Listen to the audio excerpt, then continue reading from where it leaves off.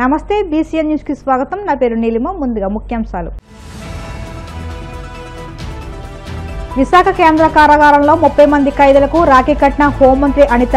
Easy money కోసం ఆలోచిస్తే జీవితాలు నాశనమైపోతాయని సూచన. నెల్లూరు చిల్డ్రన్ పార్క్లో నూతన ఎక్విప్మెంట్ను ప్రారంభించిన మంత్రి నారాయణ.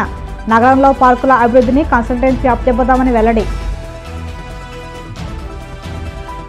గత ప్రభుత్వ హయాంలో పూర్తిగా నిర్లక్ష్యం పాలైన నేతన్న జీవితాల్లో కూటమి ప్రభుత్వం వెలుగులు నింపుతుంది. పద్మశాలి కార్పొరేషన్ చైర్మన్ అబద్దయ్య వెల్లడి. ఫ్రీ బస్సు పథకం పేరుతో ఎన్నికల్లో ఇచ్చిన హామీని ఎలాంటి షరతులు లేకుండా అమలు చేయాలి. Tirupati mayor doctor Sirisha demand. Rakhi Purnima సందర్భంగా విశాఖ కేంద్ర కారాగారానికి హోంశాఖ మంత్రి వంగలపూడి అనిత వెళ్లారు. ఈ సందర్భంగా యువ ఖైదీలైన 30 మందితో పాటు జైళ్ల శాఖ అధికారులకు సైతం రాఖీలు కట్టారు. అనంతరం గంజాయి రవాణాలో పట్టుబడిన ఖైదీలకు అవగాహన కల్పించి యువత మంచి చెడులను తెలుసుకోవాలని సూచించారు. తెలిసి తెలియని వయసులో ఈజీ మనీ కోసం ఆలోచిస్తే జీవితాలు నాశనం అయిపోతాయని వెల్లడించారు. తమ బంగారు భవిష్యత్తును యువత నాశనం చేసుకోవద్దని అనిత పిలుపునిచ్చారు. ఖైదీల జీవితాల్లో మార్పు రావాలని, బ్రతకడానికి చాలా అవకాశాలు ఉన్నాయని హోంమంత్రి పేర్కొన్నారు.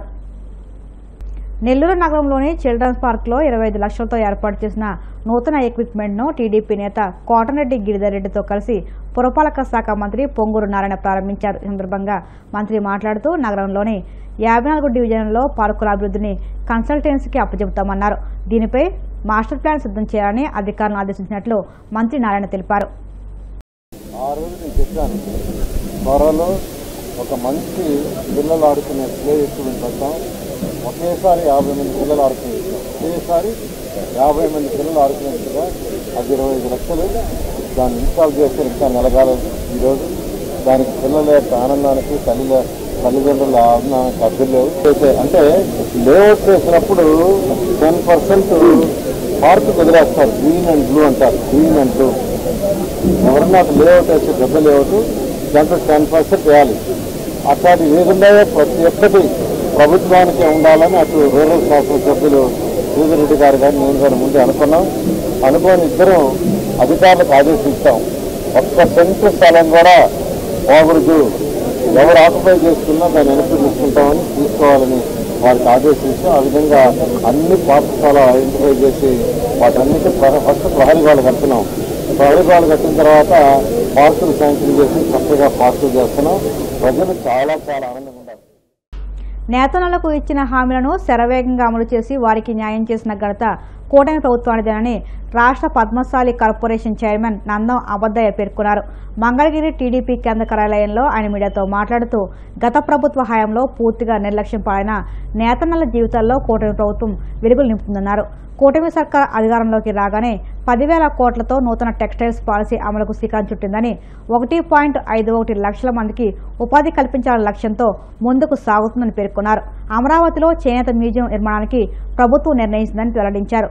చేనేతలకు 200 యూనిట్లు, పవర్లూమ్లకు 500 యూనిట్లు ఉచిత విద్యుత్ ఇవ్వనున్నారని, చేనేత వస్త్రాలపై 5% జీఎస్టీ మినహాయింపు ఇచ్చారని ఆయన తెలిపారు.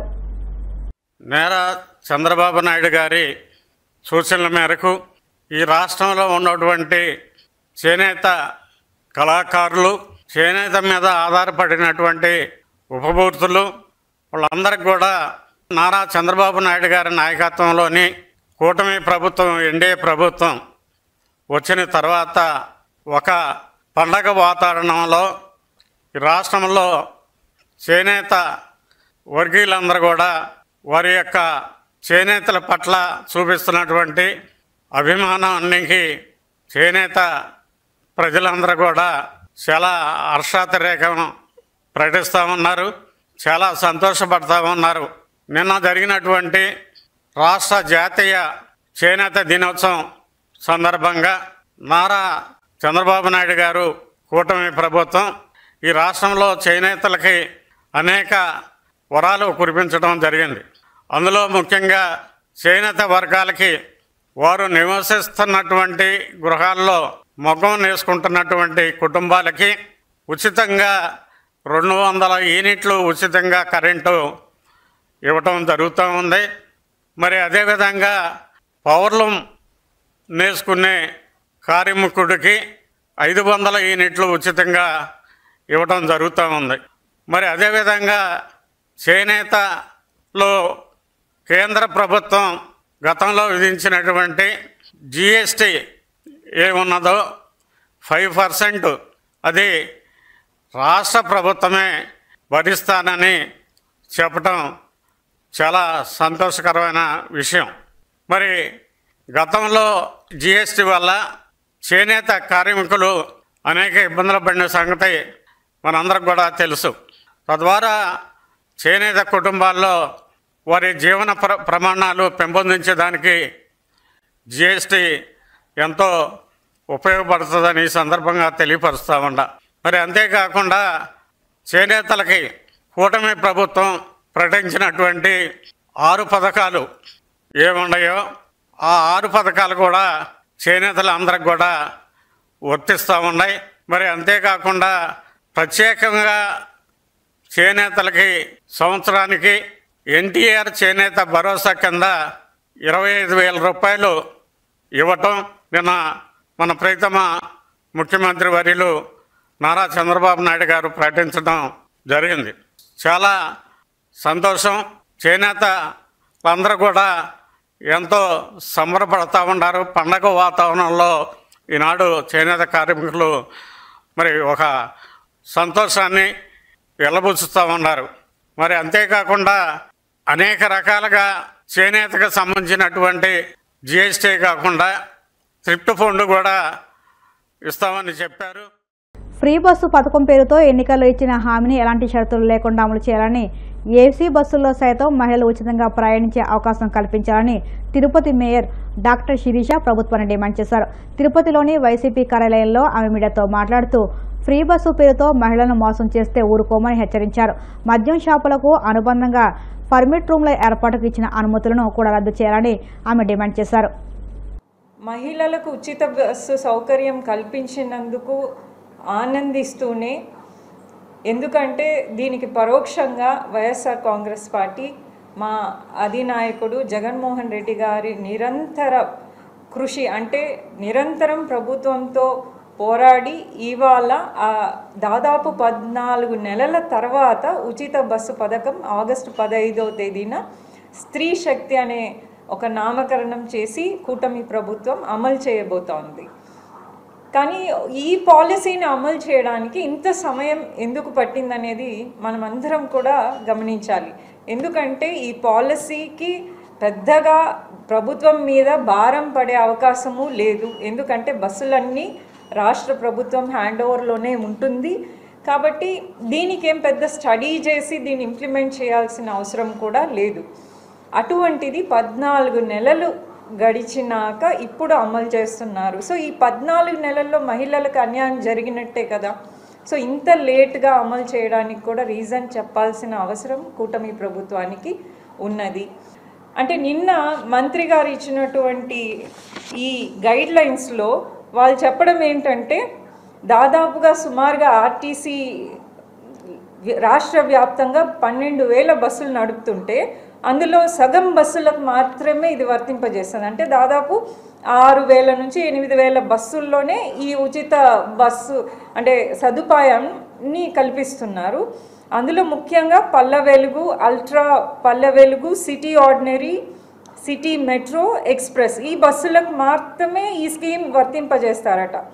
మీరు గమనించాల్సింది ఏంటంటే, ఈ బస్సులు దాదాపుగా వాళ్ళ రూట్ మ్యాప్లో కనీసం అంటే 40 to 50 కిలోమీటర్స్ ఈ బస్సులు దాటవు.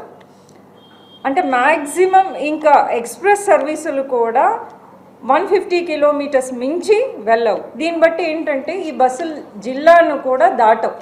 సో ఇప్పుడు ఒక మహిళ పుణ్యక్షేత్రం వెళ్ళాలంటే కనీసం ఒక జిల్లా దాటని బస్సులో కూర్చొని ఆవిడ ఎంత దూరం ప్రయాణం చేయగలుగుతుంది? ఇది మహిళలందరికీ ఉన్నటువంటి ఒక ప్రశ్న.